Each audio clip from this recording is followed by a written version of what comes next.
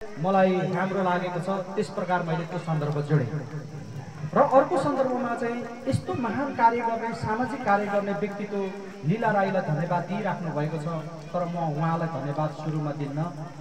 उहाँ जस्तो छोरा जन्माउने, कर्मठ योद्धा जन्माउने, 8-10 महिनासम्म गर्भमा पेटमा बोकेर अनि सम्पूर्ण अप्ठ्यारो जिम्मेवारी वहन गरेर यो पानी परे जस्तै दुधको धारा चुसाएर हुर्काउन हुने आमा अनि बुवाहरूलाई म सम्झिन चाहन्छु र सम्मान व्यक्त गर्न चाहन्छु। अनि मात्रै लीला राईलाई म सम्मान व्यक्त गर्न चाहन्छु।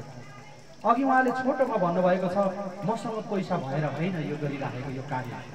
त्यसो भएको हुनाले यो कार्यमा मैले चाहिँ मन भएर यो विद्यालयले मलाई लीला राई बनाउनको निमित्त, उहाँको निकनेम माक्रिहाङ राई बनाउनको निमित्त मलाई धेरै कुराहरू यो विद्यालयले दिएको छ। त्यस प्रकार मैले यो विद्यालयमा म जस्तै अरू योद्धाहरू जन्मियौँ, बच्चाहरू जन्मियौँ, यो विद्यालयमा पढ्ने बच्चाहरू भोलि गएर लीला राई जस्तै बनुन् भन्ने हिसाबका साथ लगानी गर्ने मैले प्रयत्न गरेको छु, प्रोत्साहन गर्ने प्रयत्न गरेको छु भन्ने सारमा राख्नु भएको छ। यो बारेमा म धन्यवाद र धेरै धेरै आभार प्रकट गर्दछु। म व्यक्तिगत हिसाबले होइन, गाउँपालिकाको तर्फबाट म धन्यवाद आभार व्यक्त गर्दछु।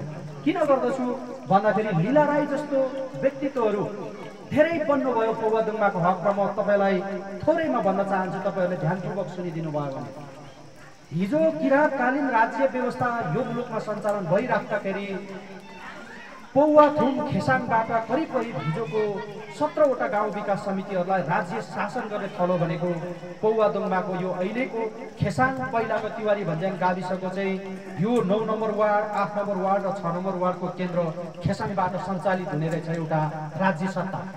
त्यो सत्ताको रक्षाको निमित्त चाहिँ सेनाहरू चाहिँ कोटगढीमा बस्दा रहेछ। त्यो गढी डाँडामा त्यो गढीको र त्यो सेनालाई समेत हेर्ने चाहिँ अर्को ठुलो राज्य सत्ता भनेको चाहिँ हत्वागढीमा बस्दो रहेछ। त्यसो भएको हुनाले हामीले यो मुलुकमा नयाँ संविधान बनिसके पश्चात, कानुन बनिसके पश्चात अब सिंहदरबारको प्रखालले घेरिएर राखेको अधिकारहरू गाउँमै लैजानुपर्छ भन्ने हाम्रो एउटा अठोट, हाम्रो एउटा सङ्घर्ष, हाम्रो बलिदानीपूर्ण सङ्घर्ष मार्फत हामीले नयाँ संविधान प्राप्त गर्यौँ। त्यो संविधान प्राप्त